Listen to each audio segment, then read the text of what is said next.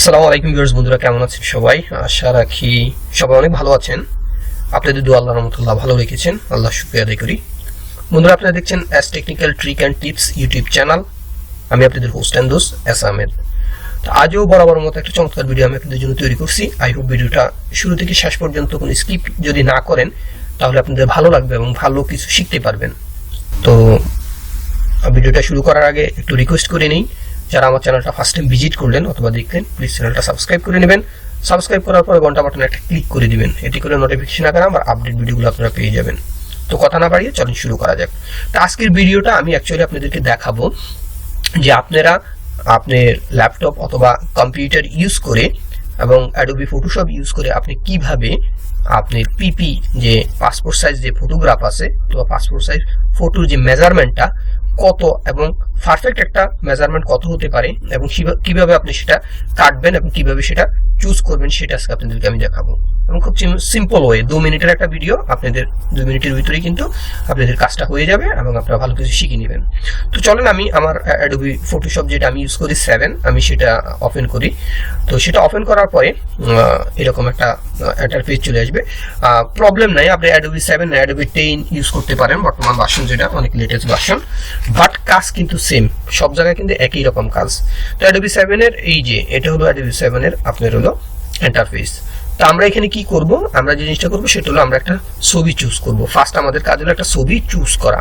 তো ছবি চুজ করতে হলে আপনি গ্যালারি থেকে ছবি চুজ করতে পারেন। গ্যালারিতে কিভাবে যাবেন, এই ব্ল্যাঙ্ক শিটে আপনি ডাবল ক্লিক করে আপনি মাউস দিয়ে ডাবল ক্লিক করে আপনি ছবিটা যেখানে আছে সেখান থেকে আপনি ইনপুট করতে পারেন, যে কোনো ছবি আপনি ইনপুট করে এখানে নিয়ে আসতে পারেন, এই ব্ল্যাঙ্ক শিটে নিয়ে আসতে পারেন।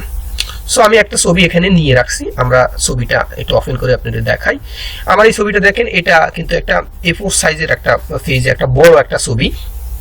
তো এই ছবিটা আমি কিন্তু এডিটিং করা আমার একটা ছবি, পিছনে ব্যাকগ্রাউন্ডটা আমার এডিট করা হয়েছে। আমি এই সম্বন্ধে আপনাদেরকে একটা ভিডিও হয়তো তৈরি করে আপনাদেরকে দেখাইছিলাম কিভাবে পিছনে ব্যাকগ্রাউন্ডটা তৈরি করতে হবে অথবা পিছনে ব্যাকগ্রাউন্ড কিভাবে আপনি ছবিকে আপনি মুভ করবেন ব্যাকগ্রাউন্ডে। যাই হোক, আজকে সেদিকে যাবেন। আজকে আমরা দেখবো এই ছবিটাকে আমি পাসপোর্ট সাইজ ছবি হিসেবে কাটবো, পাসপোর্ট সাইজ ছবি হিসেবে আমি ছবিটাকে নিব, কারণ পাসপোর্ট সাইজ ছবি আমাদের সব ক্ষেত্রে কাজে লাগে। অফিস আদালত থেকে শুরু করে ইভেন আপনি যদি কোনো সিভি তৈরি করতে চান সেই ক্ষেত্রে পাসপোর্ট সাইজ ছবির প্রয়োজনীয়তা সবচেয়ে বেশি। এবং পাসপোর্ট সাইজ ছবির এই কারণে বেশি গুরুত্বপূর্ণ, এটা একটা মেজারমেন্ট আছে, মেজারমেন্টের কম বেশি হইলে কিন্তু অনেক ক্ষেত্রে পাসপোর্ট সাইজ ছবিটা সুন্দর হয় না, আবার অনেকেই অ্যাকসেপ্ট করে না। তো আচ্ছা, যাই হোক, এই ছবিটাকে আমরা কাটবো। কাটার জন্য আমাদেরকে কি করতে হবে, এই যে এখানে অনেকগুলা টুলবার আছে, এটা তো জানেন অ্যাডোবি ফটোশপের অনেকগুলো টুলবার থাকে। অ্যাডোবি ফটোশপ সম্বন্ধে আসলে বলতে গেলে অনেক কিছু বলতে, আমি সেই কিছুতে যাব না, আমি শুধু টুলবার থেকে এই টুলবারটা আমাদেরকে চুজ করতে হবে। এটা ক্রপ টুলবার বলে। আমি ক্রপ টুলবার, এই যে এখানে দেখেন ক্রপ টুলবারটা আমি নিব। ওকে, আমি ক্রপ টুলবারটা নিয়ে নিলাম। এখন আমি এটাকে কাটবো। কাটতে হলে আমাকে মনে রাখতে হবে, আমাকে মেজারমেন্টটাকে চুজ করতে হবে। মেজারমেন্ট আমার হলো এই যে এই জায়গাটা আমার মেজারমেন্টের ঘর। তো এখানে আপনার যে ওয়েথ যেটা আপনার যে দুই পাশে আপনার কতটুকু থাকতে হবে, 1.5 ইঞ্চি। তা আপনি আইএন দিলেই চলবে, 1.5 ইঞ্চি। এই যে আপনারা যদি দেন, আমি মার্ক করে দিচ্ছি 1.5। এবং হাইট আপনি লম্বা কতটুকু হইতে হবে, লম্বা হইতে হবে 2 ইঞ্চি। 2.00 ইন দিলেও হবে, 2.00 ইন দিলেও আপনি হয়ে যাবে। রেজুলেশনটা মোস্ট ইম্পর্টেন্ট, সেটা হলো রেজুলেশনটা 300 দিবেন। রেজুলেশন যদি আপনার ভালো না হয় তাহলে কিন্তু ছবিটা ঘোলা আসবে। আর এখানে আপনারা কিছুই করবেন, এখানে কিছু করার দরকার নেই। এটা হয়ে গেল আমাদের পারফেক্ট একটা পাসপোর্ট সাইজের ছবির মেজারমেন্ট। ওয়েথ কতটুকু, 1.5, হাইট আপনি 2.00 এবং রেজুলেশন 300। দেন এখন আমি ক্রপ টুল দিয়ে আমি এটাকে কাটবো যতটুকু আমার নেওয়া দরকার। যতটুকু আমি নিই এটা কিন্তু পাসপোর্ট সাইজ ছবির মেজারমেন্ট। সো আমি এটাকে এতটুকু কাটলাম, আমি এটাকে চাই আর একটু এই দিকে নিয়ে আসবো যতটুকু আমার দরকার। দেখেন আপনার একদম বরাবর মুখ বরাবর নিয়ে আসবো, তাহলে আমার ছবির সব দিকটা ভালোভাবে আসবে। আমি একটু উপরে নিই, এই যে ধরেন আমি এতটুকু নিলাম, তবে আমি এটাকে আর একটু ছোট বড় করতে পারবো, সমস্যা নেই। তারপর আপনি কি করবেন, এন্টার বাটনে ক্লিক করে দেন। ওকে, আমি এন্টার বাটনে ক্লিক করে দিলাম। আপনারা এবার দেখেন এটা কিন্তু একটা A4 সাইজ, সরি এটা কিন্তু একটা পাসপোর্ট সাইজ ছবির মেজারমেন্ট, একটা পাসপোর্ট সাইজ ছবি এখানে চলে আসছে। এখন পিছনের ব্যাকগ্রাউন্ডটা সবচেয়ে আর একটা ইম্পর্টেন্ট একটা ব্যাপার, সেটা পিছনের ব্যাকগ্রাউন্ডটা সবসময় আপনারা ব্লু রাখবেন।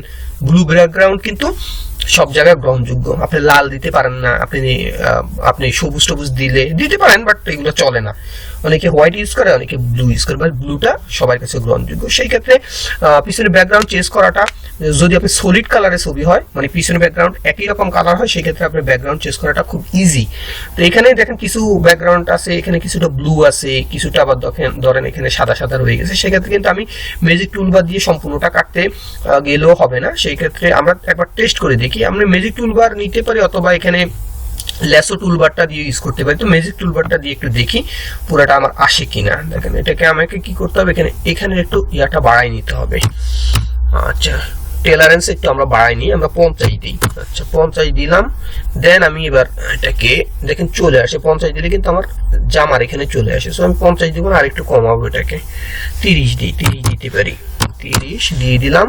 দেন আমি এটাকে ডিলিট করে, সরি, ওকে, আমি এটাকে ডিলিট করে দিই। ডিলিট করে এবার আমি দেখি হয় কিনা পুরাটা। দেন আমাকে, তারপরও ভালোভাবে হবে না, আমি আপনাদের একটু বলি, কারণ সাদা অংশটা যেতে চাইবে না। এই যে রয়ে গেছে ভাব সাদা অংশটা, যেহেতু সাদা সলিড কালার না। জাস্ট আমি এক্সাম্পলের জন্য আপনাদেরকে দেখাচ্ছি। সাদাটা আস্তে আস্তে করে বারবার ক্লিক করে মাউসের রাইট বাটন ধরে বারবার ক্লিক করে আপনারা এটা করতে পারেন। অলরেডি অলমোস্ট হয়ে গেছে, আর একটু বাকি আছে। সো আমাদের মোটামুটি হয়ে গেছে, হ্যাঁ, একটু বাকি আছে, এখানে আমার হয়ে গেছে। এখন আমি যে কোনো একটা কালার চুজ করে দেন। আমি ব্লু, যেহেতু আমি বলছি ব্লুটাই আমি এখন দিব।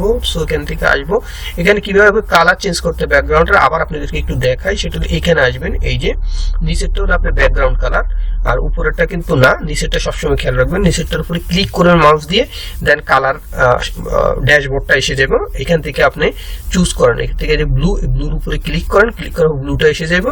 তারপর এটার উপরে ক্লিক করেন, দেন ওকেতে ক্লিক করে দেন। ক্লিক করে দিলাম, এখন আমার পিছনে ব্যাকগ্রাউন্ড ব্লু চলে আসছে। আমি এবার কি করব, কন্ট্রোল ব্যাক স্পেস দিব। কন্ট্রোল ব্যাক স্পেস দিলে পিছনে ব্যাকগ্রাউন্ডটা চেঞ্জ হয়ে যাবে। ওকে, কন্ট্রোল ব্যাক স্পেস দিয়ে দিলাম, পিছনের কালারটা পুরো ব্লু হয়ে গেল, দেখলেন। এখানে সাদা সাদা কিন্তু শ্যাডোর মতো একটা রয়ে গেছে। কেন রয়ে গেছে? কারণ আমি যে ম্যাজিক টুলবারটা ইউজ করছি এটা পারফেক্টলি ইউজ করা হয়নি।